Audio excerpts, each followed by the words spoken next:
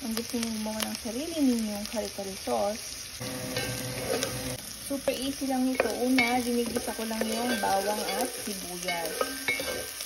Pagkatapos, lalagay ko na yung na-pre-cook na karne. Depende sa inyo yung gagamitin ninyo. Pwede kayong gumamit ng oxtail, o kaya naman ng beef tripe. Yung ginamit ko dito is beef neck bones. Tapos, tinanggal ko na lang yung kanyang buto. So, na-pressure cook na ito, or na-pre-cook na ng mga 35 minutes. So, gigisahin ko lang ito.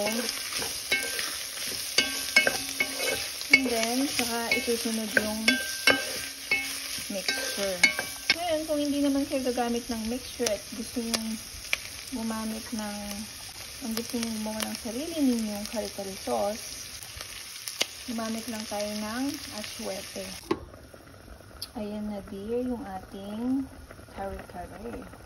So, ito na yung pinaka-sauce niya. Siyempre, para mas lalo pang siyang lumapot, lagyan natin ng peanut butter.